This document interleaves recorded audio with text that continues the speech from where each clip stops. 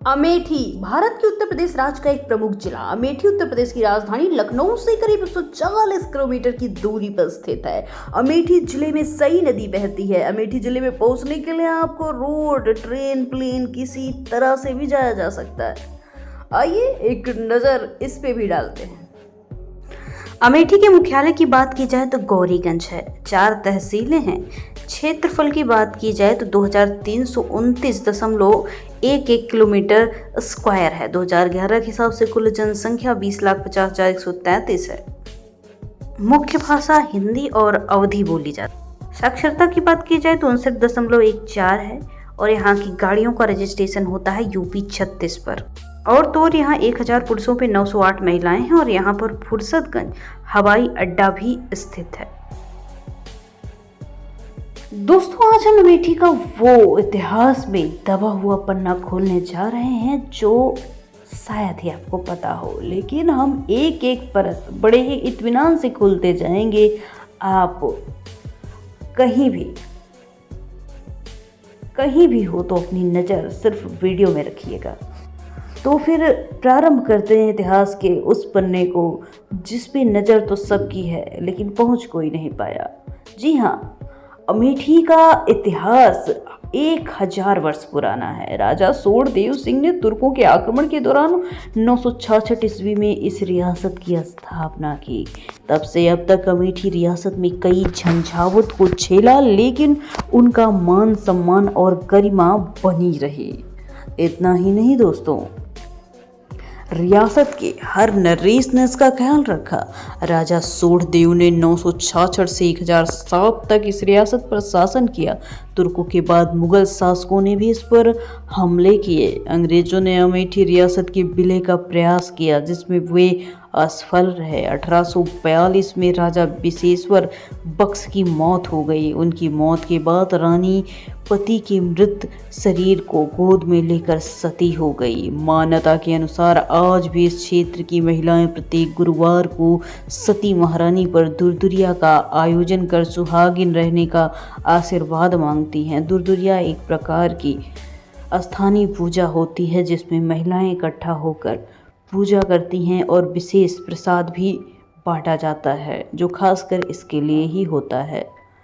राजा विशेश्वर बख्श सिंह के बाद राजा लाल माधव सिंह ने 1842 में गद्दी संभाली। 1891 में इनकी मृत्यु के बाद राजा भगवान सिंह बख्श ने अमेठी की राजा बनने का गौरव संभाला। राजा भगवान सिंह बख्श के 4 पुत्र जंग बहादुर सिंह, रणविजय सिंह, रणंजय सिंह और शत्रुंजय सिंह हुए।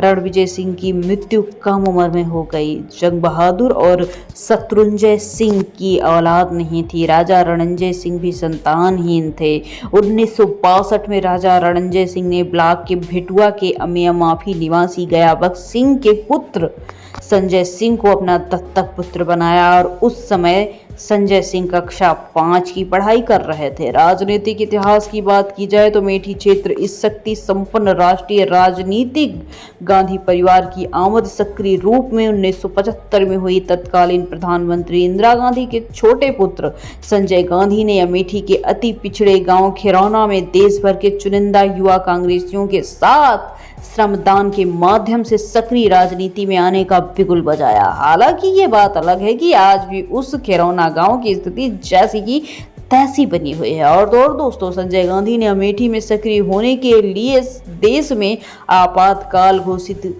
किया। इसके बाद 1977 में संपन्न हुए लोकसभा चुनाव में संजय गांधी और इंदिरा गांधी की बुरी तरह पराजय हुई।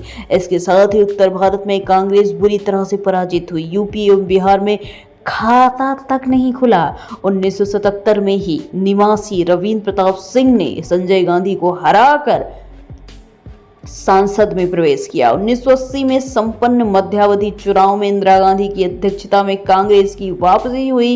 इंदिरा गांधी रायबरेली से पुनः निर्वाचित हुई जबकि संजय गांधी अमेठी के सांसद बने, लेकिन एक विमान दुर्घटना में संजय गांधी की मृत्यु हो गई।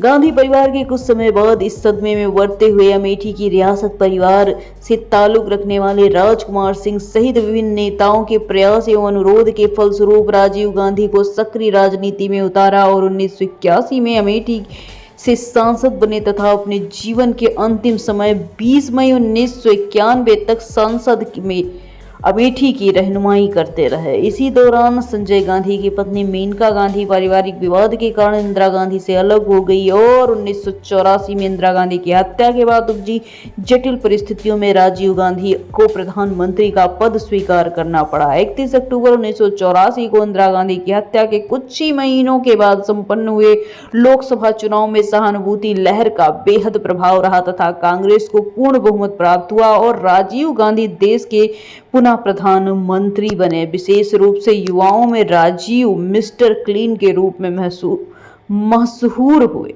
देश फिर से चुनाव की ओर आगे बढ़ रहा था। इसी दौरान 1991 के चुनाव के अभियान के दौरान राजीव गांधी की नृशंस हत्या हुई।